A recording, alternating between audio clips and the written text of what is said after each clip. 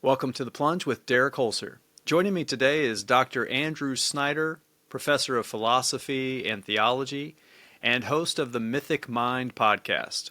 Today we are going to be discussing Frodo Baggins in episode 2 of Tolkien's Greatest Characters. I'm so glad you could join us, and I thank Andrew for being willing to take the plunge. Let's dive in.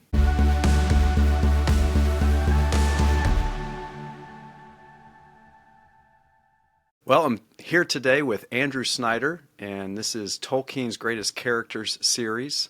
And Andrew, you sort of reluctantly accepted Frodo.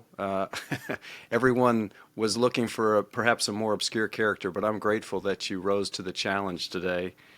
Before we jump into the conversation on Frodo, I'd love for you to share a little bit about your background, what you're up to in life, and how you fell in love with Tolkien. Yeah, sounds good. Yeah, so I didn't grow up reading Tolkien or really a lot of fiction in general outside of what I had to read for school along the way. I wasn't an active reader as a kid. It actually took me getting through a whole PhD before I actually discovered that I like reading books. I mean, occasionally, even before college, I would read like a nonfiction book every once in a while because I had this mindset of, if I'm going to invest the time in reading a book, well, I should learn something. And so that means nonfiction, right? Which it's hard for me to even say that now because I totally had this reworking of what fiction is. So anyways, I'm near the end of a PhD. I did my master's in philosophy, PhD in theology. And toward the end, around that time, I was entering into just personally the most difficult season of my life. My wife and I were having like multiple miscarriages. Like it was a rough time. And at the same time, like I'm just starting to learn to appreciate fiction. I'm starting to plug into some voices that are talking about the philosophical value of things like fairy tales. And so I'm kind of starting intellectually, academically to move in this direction. I've got this personal stuff going on. And out of my connections on Twitter to Tolkien Twitter people, I started to get drawn in. That I just recognized that they were dealing with something significant, that there's something worthwhile there. I can't even really put it into words. I just felt this draw to that community. And so I started listening to some Tolkien podcasts even before I've actually read Tolkien. I mean, I saw the Jackson movies when they came out, but it's not the same thing. Yeah. And so finally, I order the books, they arrive, and I just blow through them.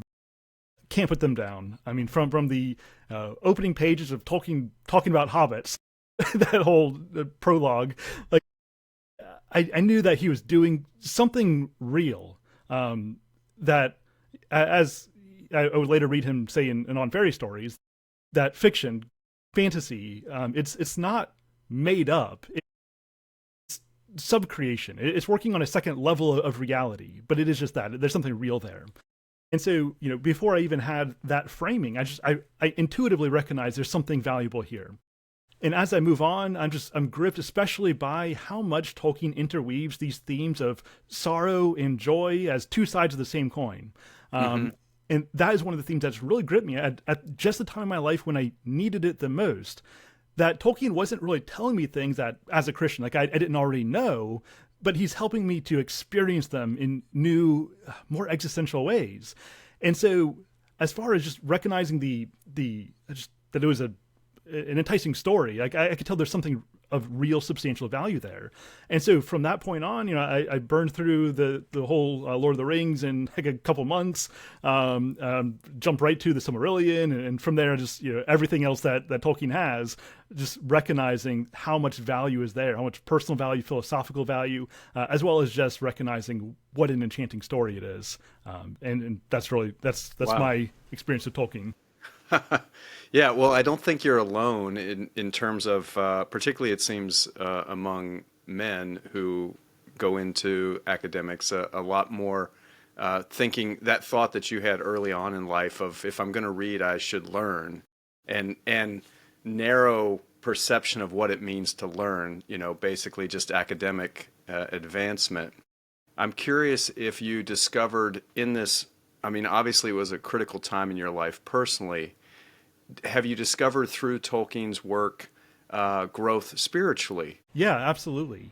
You know, despite the fact that I have a PhD in philosophy or in theology with a large philosophical foundation on that, that I'm far more likely now to pick up Tolkien or Lewis or something of that vein more than most philosophy proper. Like I think that what makes a a good myth, a good story unique is that it's causing you to not just know eternal truths, but to relate to eternal truths.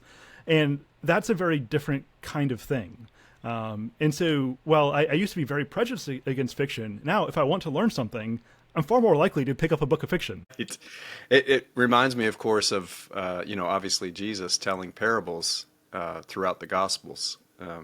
Something about the power of a compelling story, as you point out, the myth that resonates beyond just our intellect through our entire being. So there's no question Tolkien not only developed that and produced that, but he was meticulous in his craftsmanship. I don't know how much you've studied in terms of his own biography, but my goodness, he's quite a just detailed beyond what almost any other writer I've encountered. Yeah, absolutely. He has this unique mix of this very detail-oriented academic expertise that, even if he never wrote Lord of the Rings, I mean, he would be well respected just for his academic credentials. But, so he's got that academic drive, that strong, obsessive detail orientation. But then he also has this tragic personal life, especially in his childhood. And I think that only when you have that kind of blend of his mind as well as with his existential journey up to that point, like, you need both of those things to get something like Lord of the Rings. Yeah. Well, he did it, and we're all the better for it. Let's chat about Mr. Frodo. Each week in this series, a different guest is going to extol the virtue and explain the vices and the humanity of each of Tolkien's.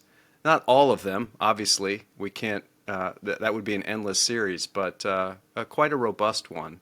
And with Mr. Frodo, I'm curious as it pertains to his development as a character, first of all. How would you describe Frodo's understanding of heroism as he leaves the Shire all the way through to his moments at the Grey Havens? What kind of hero would you describe Frodo as being? I would definitely say that he is not exclusively, but in large part, he's inspired by the heroes of the northern lore, the myths and legends, the ones that very strongly inspired Tolkien, obviously.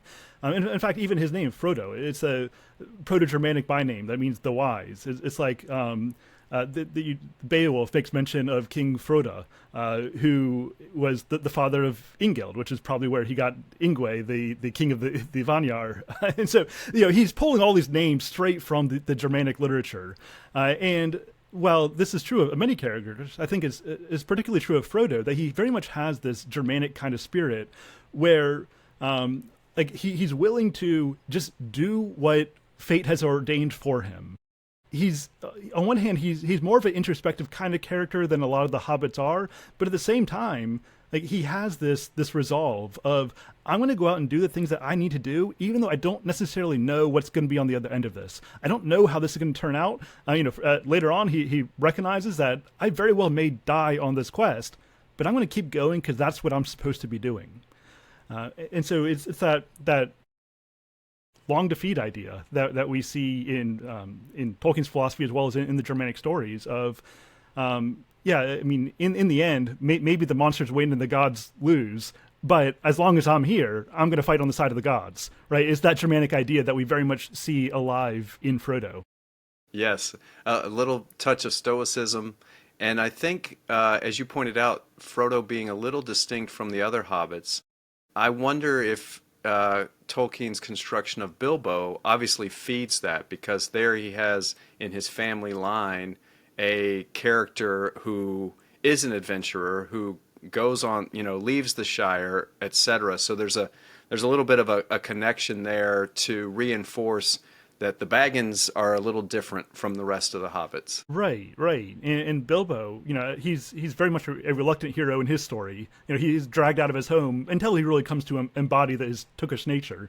But he's dragged against his will. But then by the time we get to Lord of the Rings, I mean, he's immersed in like elven lore. Like he's a poet, and so he's really just imbibed the spirit of Middle Earth. Yeah, there's something to that speaks to us, I think, in terms of risk taking and personal growth. That if you remain in a fixed place, without, even if you are dragged into it, perhaps you'll discover more of yourself than you thought was there. Yeah, exactly. Now, Frodo does, like all the hobbits, enjoy his comfort, his security. Can you think of a few key moments that begins to be stripped away from him, and as it were, his innocence begins to be lost? Yeah. Even before he gets called off on his journey, he has this angst about him. On the one hand, yes, he likes the ideal setting of the Shire, this area that's so far removed from the dangers of the world. At least it feels like it's removed from the dangers of the world. That Tolkien says in his prologue that the hobbits had long forgotten about the forces that are keeping them safe because they forgot what the danger is. But Frodo has this angst where he feels like, maybe an invasion of dragons would do the hobbits some good. And so he recognizes at the beginning, like, something's not right here, that we're too complacent. And so he has that Tookish kind of nature to him, where he has that drive for adventure, that drive for the right kind of anxiety that calls you out of a stupor, even while he's enjoying his comforts. And so I think that the fact that was there from the beginning kind of helps him along on his journey. When Gandalf shows up to tell him about the ring, when he comes back to tell him about what this ring is in that Shadow of the Past passage, this is really the beginning of the end of the innocence of Frodo, and that now he sort of regrets that feeling he had that some danger would do well to the Shire. Like, he said, no, I don't want danger for the Shire, now that he recognizes it's real. And so, at that point, when he decides to leave, he doesn't set off to destroy the ring. He sets off to get the ring away from the Shire. Mm-hmm. And so That's has a good this point. Right. Yeah. Go ahead. So, Sorry. Yeah, no, you're fine. I can monologue easily. Frodo, he doesn't set out to destroy the ring. He sets out just to get it away from the Shire. And actually, even consistently throughout the story, even after the Council of Elrond, when he recognizes that the true quest, he his battle cry is the Shire. In saving the Shire, he ends up saving the world. We very much see Tolkien's localism coming out there. That Frodo is not looking to shape the world, he's looking to save the Shire. And in saving the Shire, he saves the world. I think that you can very much see that philosophy in Tolkien's own concern with his own home, his vanishing countryside. Well, anyways, so yeah, I mean, the Shadow of the Past section where Gandalf really commissions him to leave, do something about the ring, that's a big waking up point. And then, of course, the Council of Elrond, when they're figuring out what they're going to do with the ring, and then he really confirms what he already knew, that this is his quest, right? And so that's when he really takes it on himself on a new level. The burden has now become greater. At least he's recognized his burden with more clarity. Then, of course, the death of Gandalf, and I could go through the entire story at this point, but I would say those are at least the beginning points of his awakening to the broader dangers of the world and his particular quest. Yes. Well, I'm curious, a little aside, you've mentioned a couple of times his Tookish ways or his Tookish nature. And for those of us who are less familiar with Tolkien's work, I assume you're referring to the other side of Frodo's lineage. And maybe if you could opine a little bit on that. Yeah, and so most of the hobbits, well, they don't like adventures, right? That comes out very clear at the beginning of The Hobbit, that adventures are a bothersome thing, make you late for dinner. That's what it's described. But Bilbo, back in The Hobbit, part of his lineage goes to the Tooks, which are known for being adventurous, and that made them kind of strange and kind of outcast, really, in Hobbit society. Which, of course, is kind of an inversion of how we tend to think of people, that they were the social outcasts because they did great things. Yes. You know, Yes. Hobbits like to stay down to the earth, literally and metaphorically. and Uh-huh. so, Uh-huh. and so, you know, Bilbo, he has this Tookish nature. He has something in his blood that calls him to adventure, even though he's constantly trying to suppress that at the beginning. And that we very much see that alive in Frodo as well, where, you know, he wants to be home, he wants everything to be safe, but he longs for adventure. He wants something significant to come into his life. Yeah, isn't it interesting, even in our own day-to-day lives, so how, you know, we all know of someone who has that sort of yearning that they can't even articulate, but it's expressed in the way they go about things and the risk they're willing to take or trips they're willing to go on. It's a fascinating thing, isn't it? Yeah, I mean, people yearn for significance.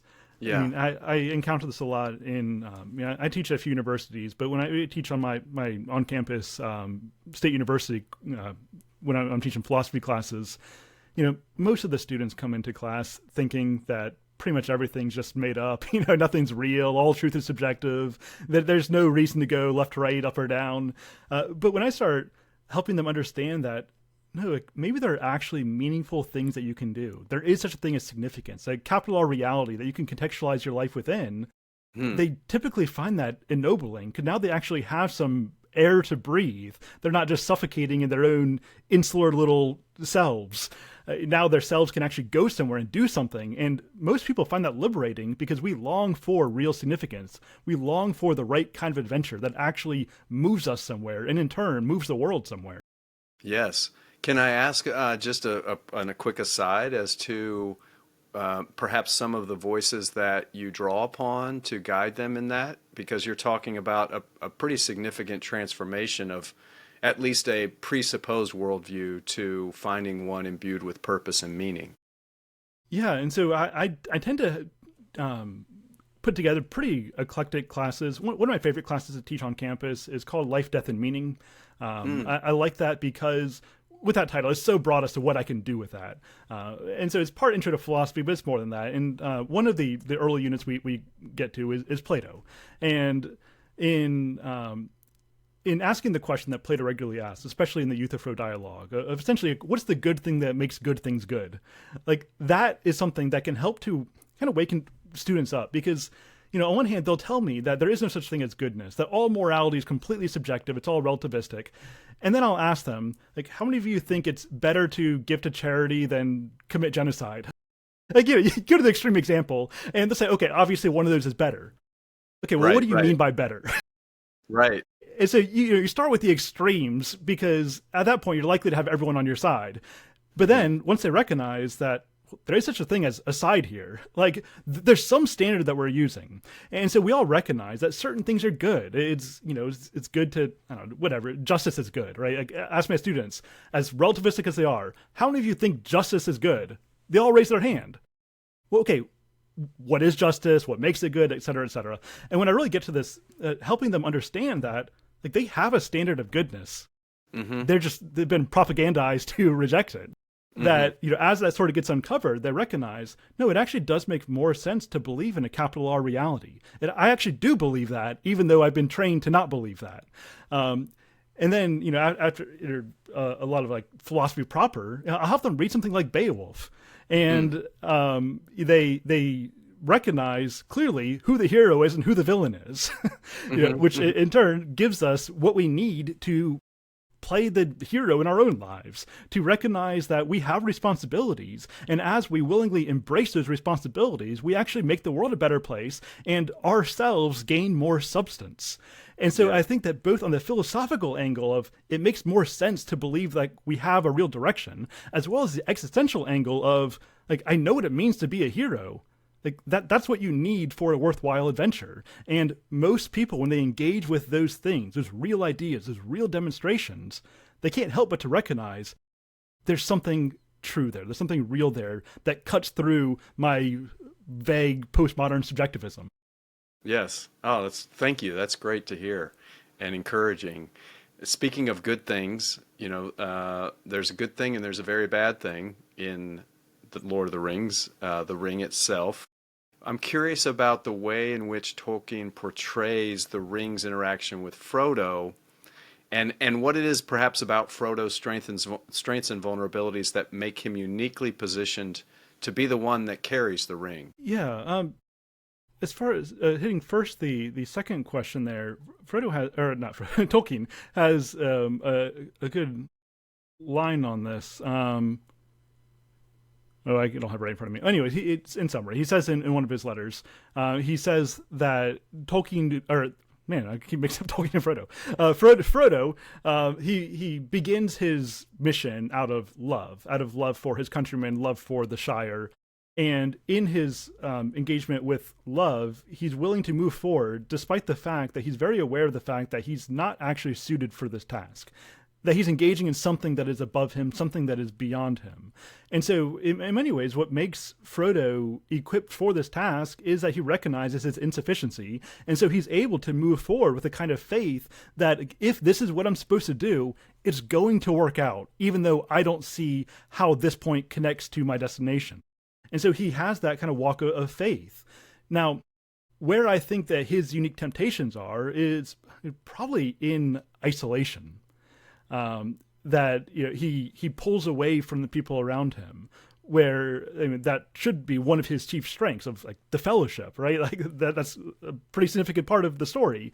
But even in Rivendell, where he sees Bilbo, and he's been longing to see Bilbo ever since he left, he finally sees him, and then Bilbo asks to see the ring, and we're told that the shadow passed over Frodo.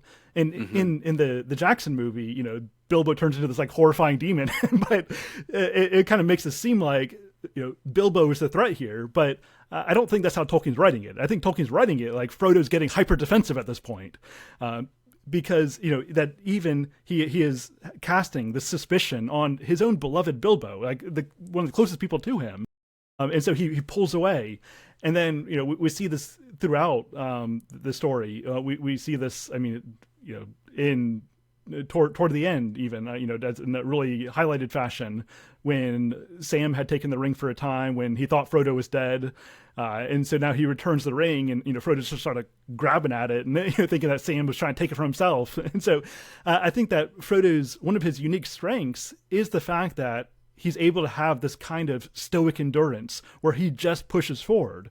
But I think that the temptation to that kind of mindset is, I'm going to push forward, well, as a Stoic, with no attachments, which is not, I would say, a real mark of the hero. Certainly not the Christian kind of hero that Tolkien's giving us. And so I'd say his unique temptation is that hyper isolation of, it's just me, I'm the only one responsible to do this. Even when he gets to the Cracks of Doom, he doesn't keep the ring simply so he can have power and dominate the world. He just keeps the ring because he feels like, this is mine and no one understands me. Yes. That the entire quest, you see it by degrees continuing to increase in him, that isolation, that I'm the one that has to do this, that woe is me martyr complex, I suppose, that can beset us all from time to time. I'd love to move into the big moment at the Council of Elrond and Frodo's volunteering to take the ring. What do you perceive in the storyline or in the character profile that drives this decision? Is it the others are clearly too grasping, or are there some other factors at play as to why Frodo finally steps up? Yeah, I think it's significant that Frodo is fairly quiet at the council. That while everyone's giving their plans, Boromir says we should keep the ring, use it to fight back against Mordor. That some of them say, well, we should just give it to Tom Bombadil, like he'll keep it safe. Like people are throwing out all these different plans as to what we could do with this ring. Do we just toss it in the ocean? And Frodo's the only one who doesn't really have an agenda.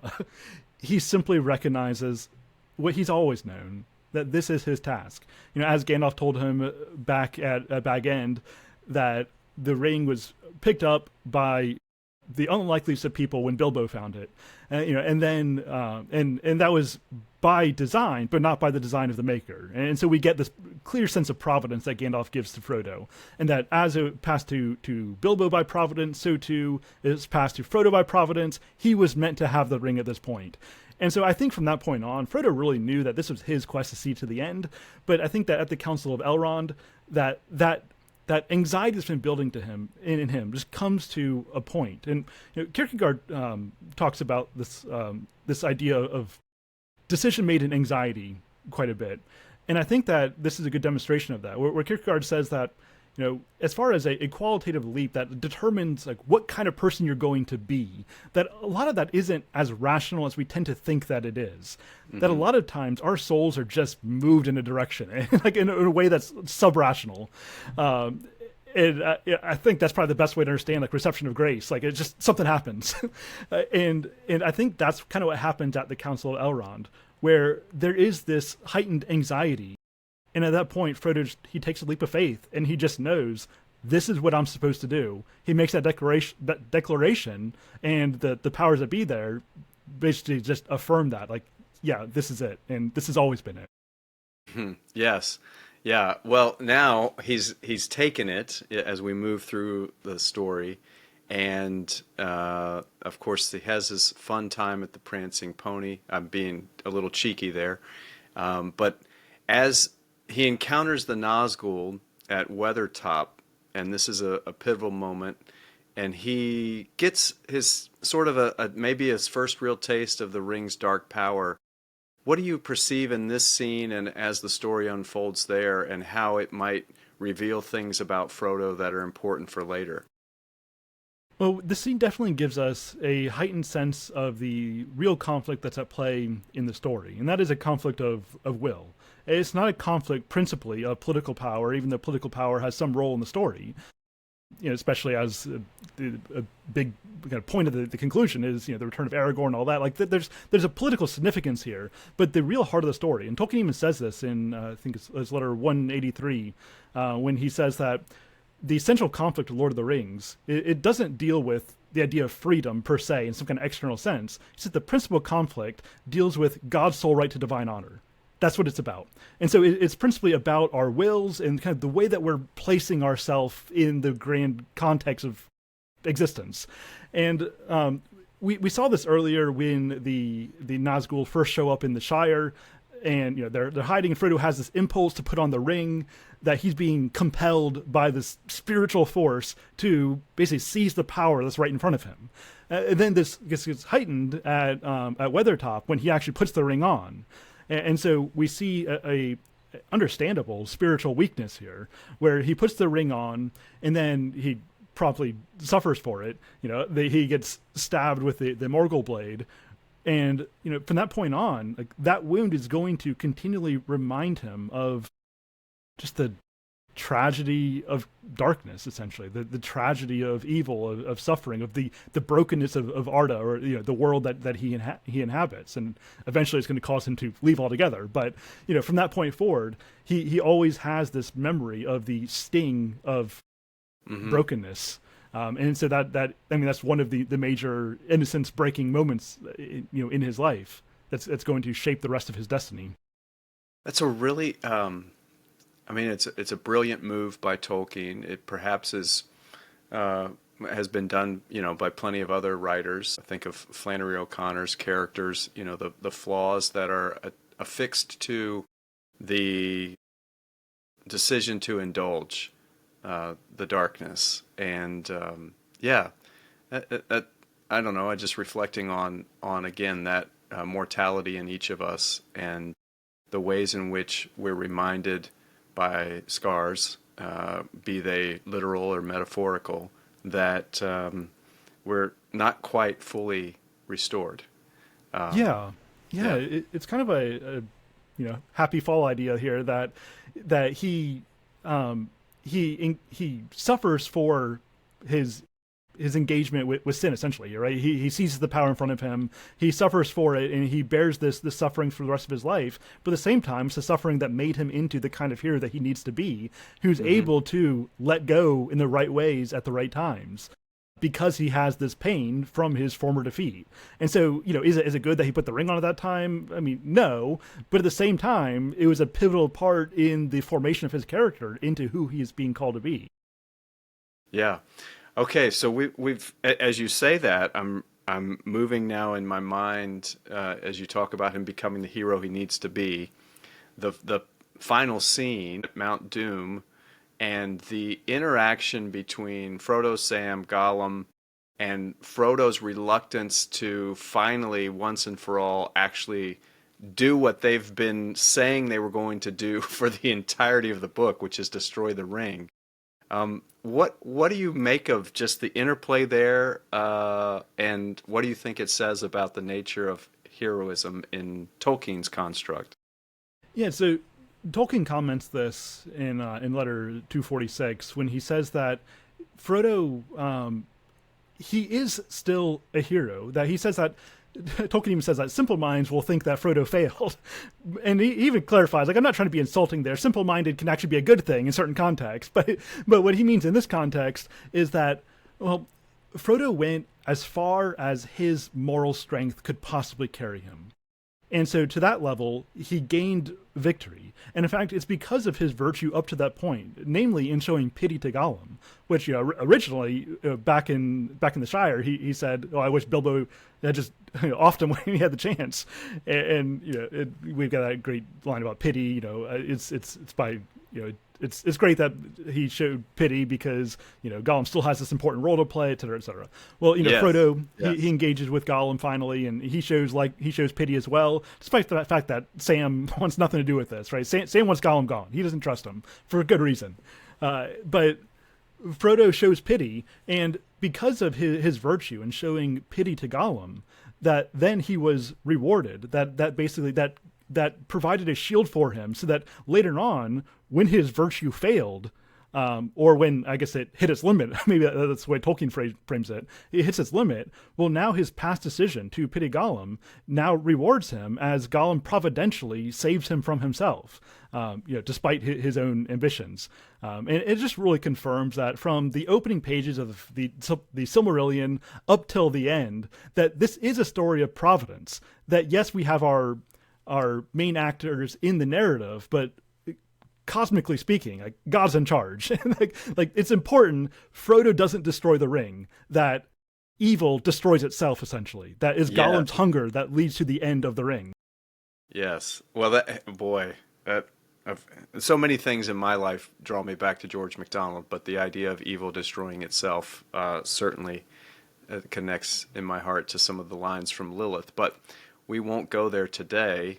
Otherwise, the whole episode will be lost. But since we brought up Gollum, I'd love to ask a little bit about different characters and Frodo's relationship. So we want to talk about Sam and Gandalf and Boromir, but I'd love to just sort of finish out the thoughts on Gollum. Are there things that Frodo sees? How does Tolkien allow us to discover through Frodo's eyes the reasons or the rationale that Frodo is continuing to spare Gollum despite him violating trust, despite Sam's desire to move him off the scene? Thoughts on that? Yeah, I mean, I think that he quickly recognizes in Gollum himself that, and he even says this, that basically Sam can't understand what Gollum has experienced, in that that they're both ring bearers, and so Frodo understands what the ring does to somebody. When he sees Gollum, he sees a reflection of himself, or to use Jungian language, he sees his shadow, right? He sees what he is capable of in his darker nature. It's in another context. I'm currently doing stuff with Star Wars, and I feel like there are a lot of parallels there, and George Lucas himself readily admits this. In the way that Vader is portrayed as the shadow of Luke, and that's why Luke is able to play this redemptive role, because he sees himself. I think it's the same kind of thing on a, I think, even more substantial level between Frodo and Gollum. He sees himself in Gollum. Yeah, and it reminds me in our own relationships, in our day-to-day lives, how often the thing that we have been beset by or struggled with allows us to have more empathy to aid those with the same affliction, And I've perceived it in my own different friendships. My wife has, I always refer to it as a grace for people with different issues that don't resonate. I don't have that same compassion for them. Why? Because I've not been afflicted in such a way. I don't, as you described, Frodo knows that Gollum has endured in ways that no one else has because of this. And I think that's probably most apparent when you see the circumstances in different addict intervention models where a sponsor helps someone with the same thing that they were able to overcome. So, yeah, I really like that Tolkien allows Gollum to play his part all the way through. Yeah, yeah, absolutely. There's even this good cut scene from the Jackson movies where Frodo, or I think it's Frodo, who has a dream about Frodo like turning into Gollum. I feel like it's a good element there. Yeah. Well, I want to move from the difficult relationship to what I perceive. I mean, I think anyone who encounters Sam and Frodo would love to have that kind of friendship. I think it's one of the most beautiful relationships portrayed in literature. And I'm curious, as you'd speak to, how their dynamic evolves from Samwise the gardener to Sam, the one on the mountain that keeps it going. So, thoughts on that? Yeah, they definitely serve very distinct but complementary roles. And a kind of relationship that really isn't demonstrated very clearly in the movies, which I feel like it's helpful to reference the movies because so many people are familiar with the movies rather than text. But in the movies, they're seen to be basically equals. They're just buddies from the beginning. Whereas in the book, there's a clear hierarchy here that Sam is his servant, is Frodo's servant, and that he has that kind of role. And it's, in fact, even in the books, like Sam is described at the beginning as like not being very bright, but he has a certain moral intelligence that makes up for his pure mental intelligence. And so he's kind of this simple guy who just knows what's right. He knows how to serve well. He knows how to devote himself to a good that exists beyond himself, which is exactly what Frodo needs. Frodo, who tends to be tempted toward isolation, toward being alone, he's paired together with this guy whose very nature is fellowship. Tolkien says, in fact, Tolkien actually says in one of his letters that Sam is the chief hero of the story, which, we naturally think Frodo because he's kind of the main character. But, Tolkien says Sam is the chief hero. He's the one that really never falls. He maintains this steadfast character.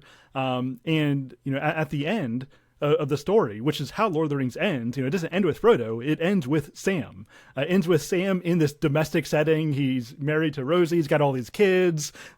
This is the point of the story. It's what it was all for. It's what Frodo left to protect, this domestic setting in the Shire. And so Sam really stands for fellowship in a way where Frodo really stands for this rugged individualism. And I think that Tolkien is showing us just how compatible these things are. I mean, to the point where, as we advance in the story, toward the end, we largely lose this master-servant distinction, as they become bonded in the trenches in a way that Tolkien can very much relate to from his own experience in wartime, that there is this equalizer facing down death, facing down the enemy. And so their master-servant relationship really does, move into something like equals before the threat that they're now facing.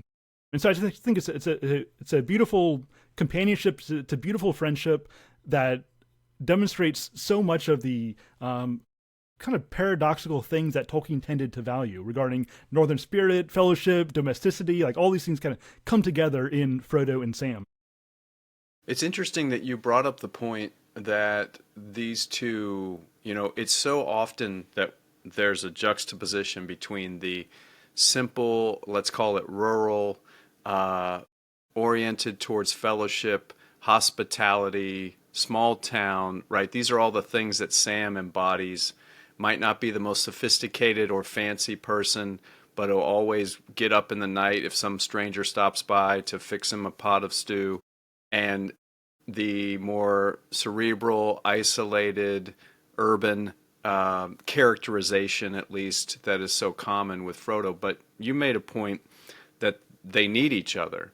And I think that's really important to emphasize, given how easily we can fall prey to the polarization that we exist in today. And so I just want to thank you for bringing that up. And if you want to comment any more about that, that'd be great. Yeah, I mean, that connection, it just reminds me of Tolkien himself, that obviously he is a very well-studied academic professional, but at the same time, he says, I'm basically a hobbit. I like simple food. I despise French cooking. Like, I don't really like to go anywhere. Tolkien himself really embodies these two natures of the highly cerebral, but also the very earthy.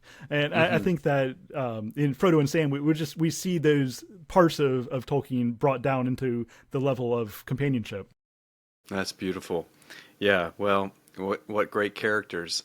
I'd love to investigate with you Frodo's relationship with Gandalf and how it shifts throughout the story. Are there any changes that you perceive that are important, and how does Gandalf help mentor, shape Frodo's character?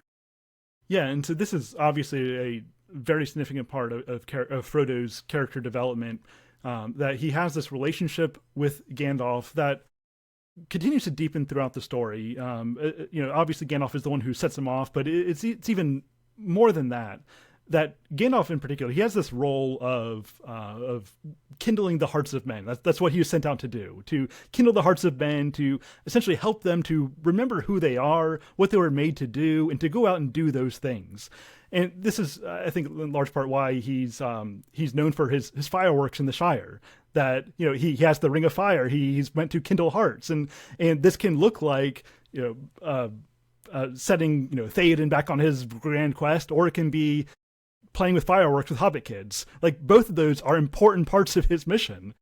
And it's an important part of what he's doing with Frodo. But at the same time, Gandalf is meant to enliven people, to kindle hearts. Also, if you know your Silmarillion, then back when he was known as Elrond, before his incarnation as Gandalf in the Third Age, that we're told that he was a student, essentially, of Nienna, the Vala who is principally responsible for pity and for sorrow, for the kind of hope that comes from pity. And so Gandalf, he has this connection with pity, which obviously plays an important role in Lord of the Rings, the kind of pity that produces hope. And we very much see that play out in Frodo, to the point where once he reaches his full arc at the end of the story, he is just so consumed by pity that even when his own Shire is getting ransacked by Sauron's minions, he says, I don't want you to kill anybody. Like, I just want this to be over. He very much is able to exercise pity on this grand scale. And so I think that understanding exactly what Gandalf's role is helps us to better understand who it is that Frodo is becoming. I think that relationship is significant. And in fact, even after Gandalf dies in Moria, after he falls into darkness, that even then, the spirit of Gandalf, so to speak, continues to work in Frodo's heart, to the point where even when he's at Amon Hen, after Boromir tries to take the ring and he runs away, and he has the ring on still, and he starts to have this connection with Sauron. Like, he has this vision of Sauron, and then Gandalf's voice comes in and breaks him out of it. It's again bringing the Star Wars connection, right? Obi-Wan dies near the beginning of the story, and then he becomes even more important for Luke at that point. Same kind of thing is happening here with Frodo and Gandalf. And so Gandalf's character kind of becomes internalized somewhat within Frodo. Very interesting. Would you touch on just your reference to Gandalf's origins, and particularly with respect to pity and sorrow? The Silmarillion is far less widely read, and whatever you'd like to reference with respect to that sort of transition for Gandalf into the Middle-earth phase.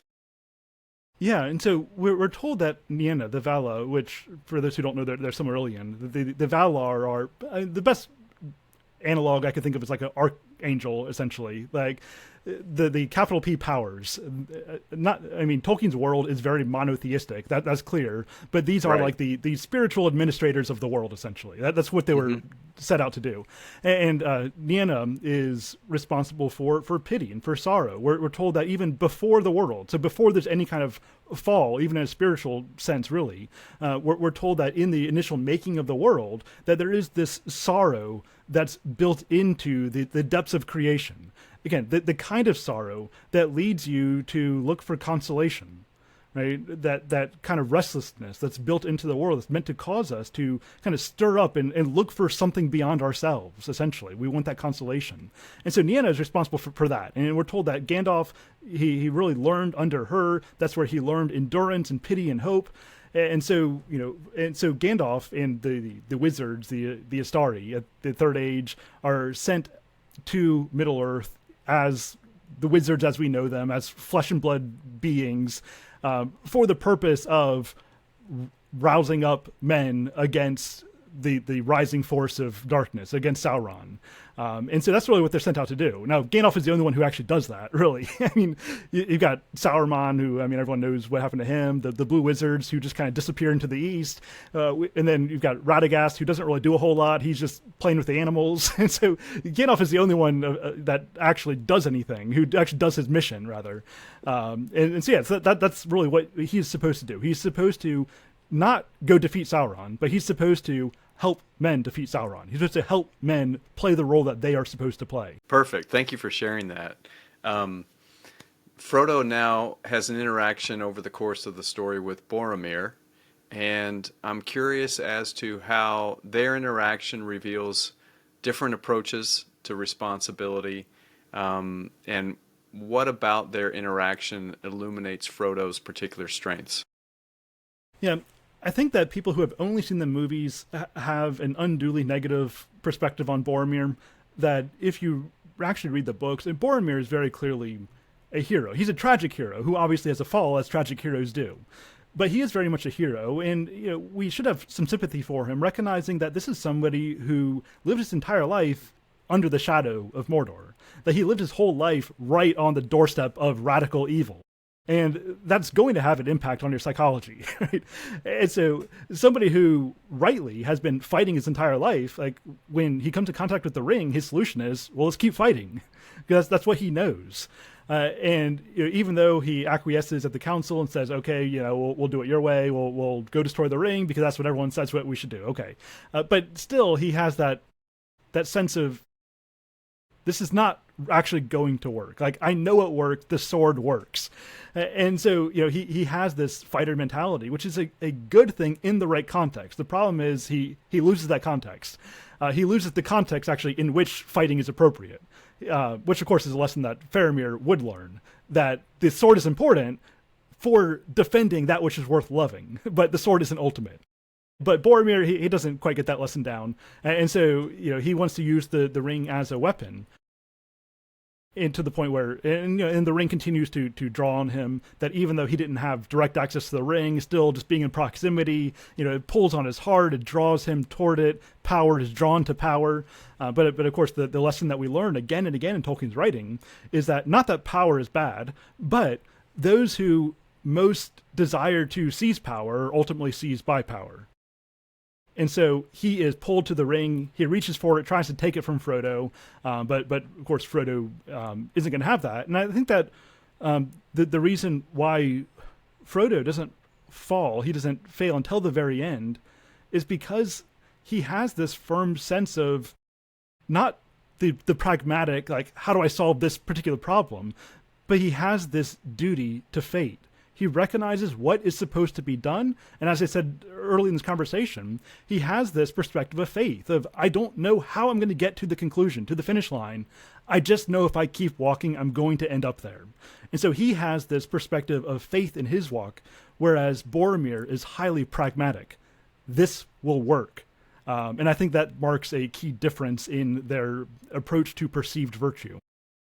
Yeah, and of course, a great illustration for us all with respect to just the step ahead is all that I need to apply myself to. rather than trying to come up with a grand scheme and strategy for the entire endeavor. Yeah. I'd love to turn to broader themes and a little bit of legacy. Frodo often expresses doubt about his worthiness for the task ahead, yet, as you said, he continues forward. And so I'd love to just put a bow on the ideas of duty, sacrifice, perseverance, not just for Frodo's character, but also in our own journeys as people on this earth today. Yeah, I mean, as we've been discussing, that Frodo, he isn't concerned with the, what lies ahead. He just knows where he's supposed to go. And so, he just continues to move in that direction, trusting that, like, if he's taking the proper steps, he's going to end up where he's supposed to be. And I think that walk of faith is obviously something that can apply to us today, that a lot of times the virtuous path, that the demonstrations of pity, the offering of grace, like, these aren't things that often pragmatically lead to the solutions that we desire, but they're the right things to do, that we are called to execute. And as we do those things that, may seem foolish, but we know are good, we'll end up in the place that we want to be. If nothing else, we'll be the people that we want to be, and that itself is a good place to be, regardless of our circumstances. And so I think that he demonstrates this prioritization of virtue for the sake of virtue. Duty because it's the right thing to do, and that everything else is secondary and will play out as it needs to. And yeah, maybe it'll cost you your life in the end, but at least it'll be a life worth living.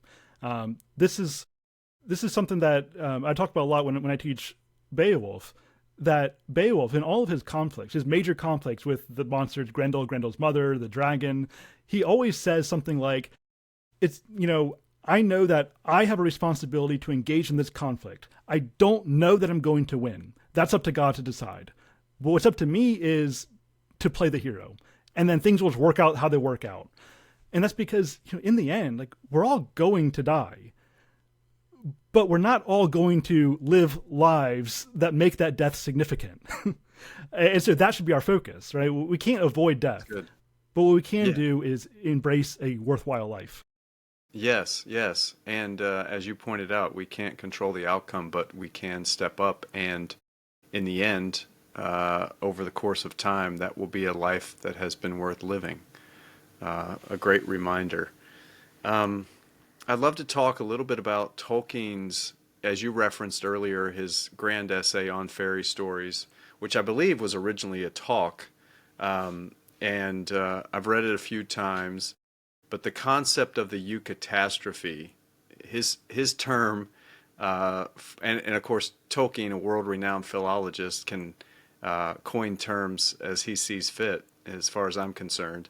But the Eucatastrophe is a sudden turn of events that brings about a happy ending, and of course it plays out dramatically in Frodo's story. How would you sort of articulate that turn for Frodo specifically, and then also just Tolkien's mindset about that and what it might say about God, what it might say about the human soul? Yeah, and so we see this a number of times in Lord of the Rings and in throughout Tolkien's writings. We see this idea of Eucatastrophe, of the happy turn, where it seems like everything's falling into utter ruin, and then suddenly there's a great reversal. And I mean, of course, Tolkien grounds this in the gospel, that you have the death of Christ followed by the resurrection. It seems like for a time that the good guys lost, right? That the disciples dispersed, they go back to their jobs, like everything seems to be in despair. And then we get to the resurrection, where what seemed to be the greatest ruin was actually the preparation for the greatest victory. And we see this throughout Lord of the Rings. I mean, we see this in the death of Gandalf. Kind of became a Eucatastrophe for Frodo's own character arc, that what seemed to be utter ruin was actually exactly what he needed to become the person he's supposed to be. And of course, it gets stretched out to the resurrection of sorts of Gandalf himself. But looking specifically at the character arc of Frodo, we see a Eucatastrophe in that event. We see Eucatastrophe in, I mean, obviously at the Cracks of Doom, where it seems like were falling into utter ruin, where now he's going to keep the ring and just go march off and do whatever. But then Gollum actually becomes the Eucatastrophe here, sent by Providence to attack Frodo and bite off his finger. Like, not the kind of thing you're going to ask for, but it's exactly what is needed to achieve victory. And this idea of Eucatastrophe, it's very much drawn from Tolkien's baptism of the northern mythos, where in the northern mythology, which really makes it unique from most other mythologies, like in the end, the good guys lose. Like the gods are killed by the monsters. Like that's really the main eschatology of the northern peoples. And Tolkien looked at that from a temporal earthly sense and said, yeah, they're actually right. This is the idea of the long defeat, that in the long run, things are going to wind down, fires are going to burn out, we're headed for the endless winter that will then suddenly give way to spring. And so this is Tolkien's idea of cosmic history, that things, we'll have our victories here and there, but for the most part, things are going to get worse and worse. It's why in his own legendarium, the glories are always in the past. Like we get these echoes of, the return of Numenor, of sorts, and Aragorn. Like we get these echoes of the past, but in the long run, the past is better than the present and certainly better than the future.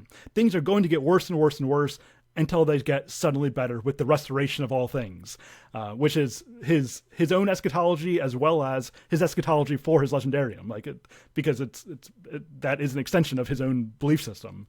And so we see this in the grand cosmic scale of his story, as well as again and again and again on the minor level in the progression of Lord of the Rings, in the progression of the life of Frodo.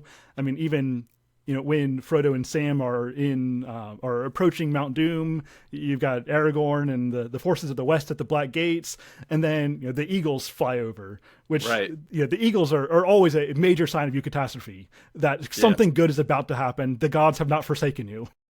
Yes, those are some big eagles. It's interesting because I think I want to ask a little bit more on Tolkien's fascination with the Norse mythology. I think it was in Tom Shipley's, if I'm saying that right, biography, where he referenced Tolkien's fascination with that culture and the idea of a group. He called them coalbiters or coalbitters in the I think it's Icelandic, but where sit around a fire pit and tell the tales, and Tolkien's yearning for that in the British realm. Could you speak to that a little bit? Yeah, so Tolkien and Lewis, this is something they had in common. They're both just fascinated by the northern spirit, by the northern mythos, and in particular this rugged endurance in the good over against the darkness. In fact, there's a great line in Tolkien's essay, The Monsters and the Critics, which is about Beowulf, and Tolkien describing the heroism of this people he's writing about. He says, in a little circle of light about their halls, men with courage as their stay went forward to that battle with the hostile world and the offspring of the dark, which ends for all, even kings and champions, in defeat. So we're standing in our little circles of light. The darkness is encroaching. In the end, the darkness is probably going to win, at the very least in the temporal sense. But we're going to stand and defend our mead halls because they're there for our defending. And so, as long as we're there to stand, we're going to play the role of the hero. Not necessarily for eternal cosmic victory, but for the victory of today.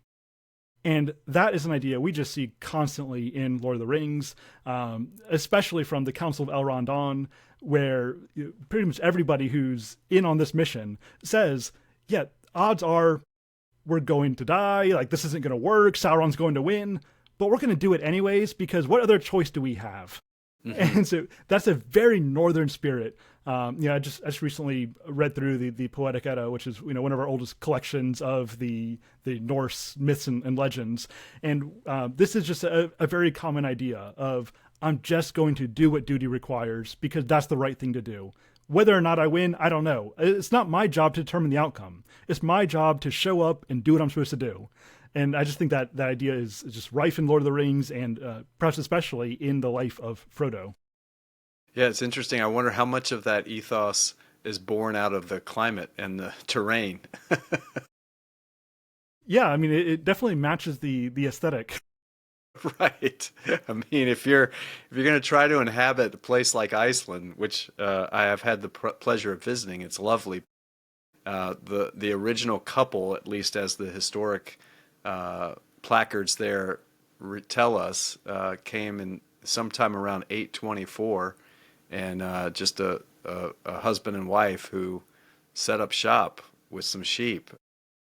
Interesting choices, adventure calls, I guess.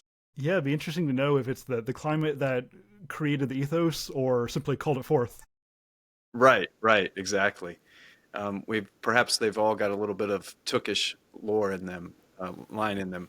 I think I wanted to correct. I think I said Shipley. It's Tom Shippey is the author of a great biography by Tolkien. So if you haven't read that, I'd encourage people to check that out as well.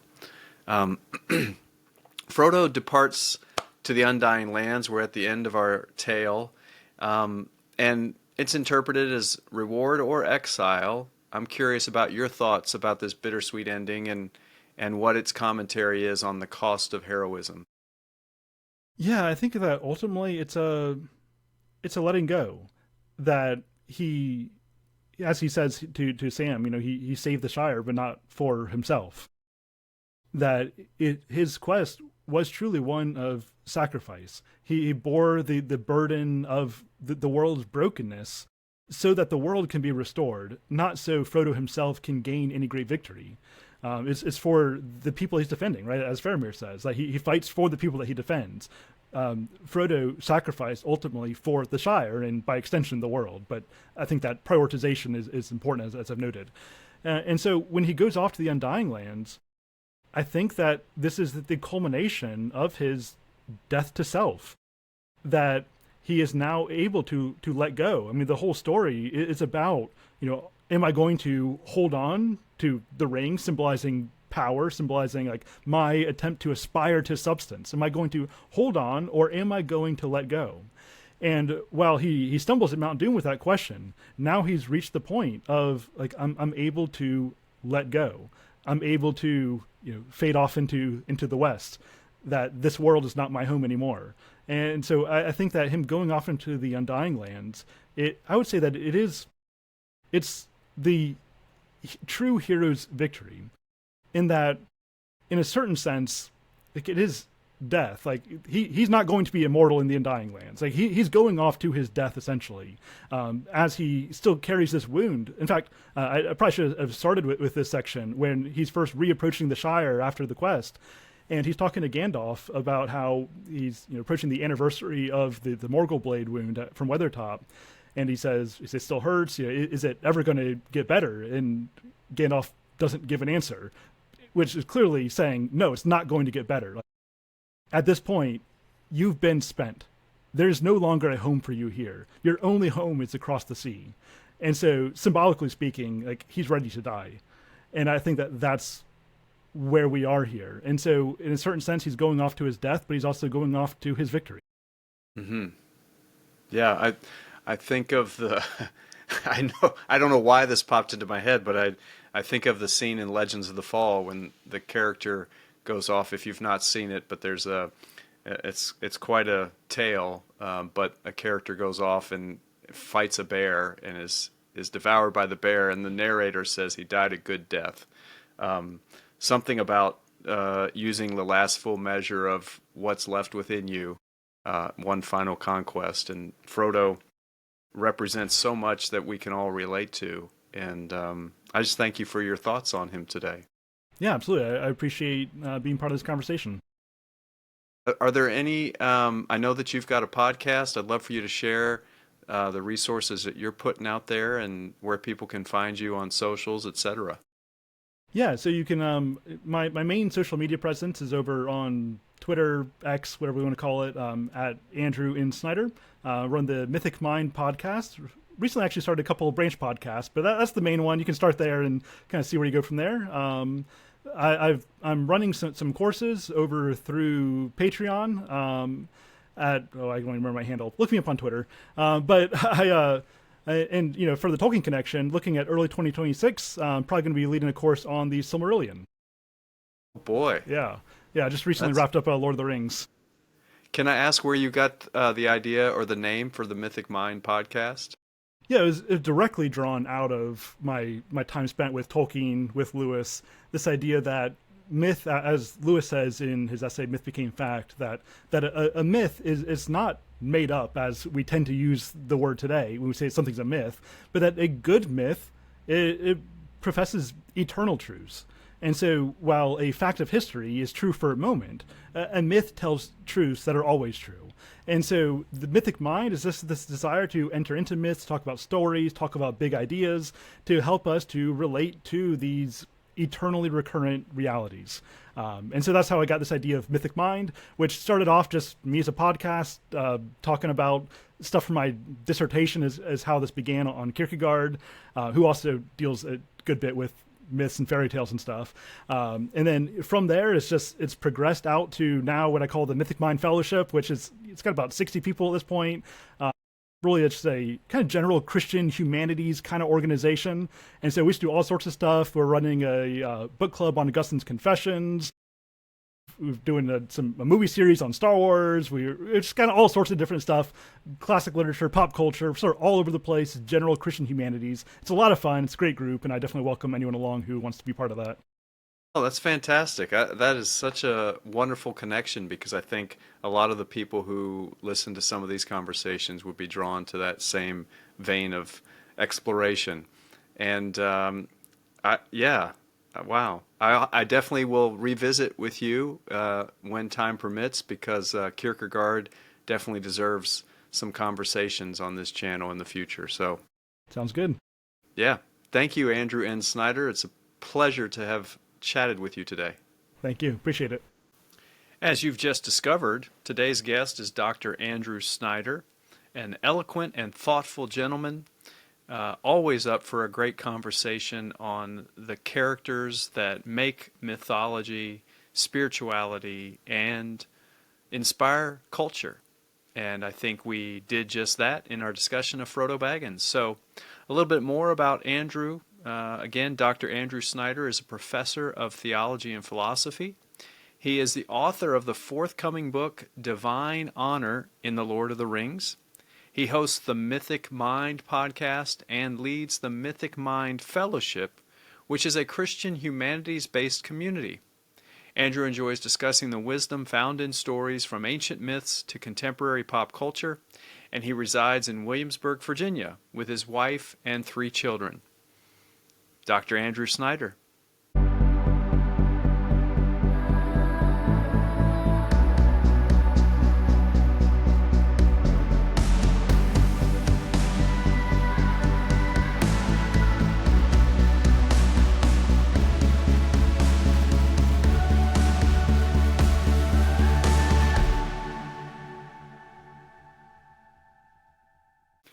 Today's episode of The Plunge is sponsored by Frodo's Lament for I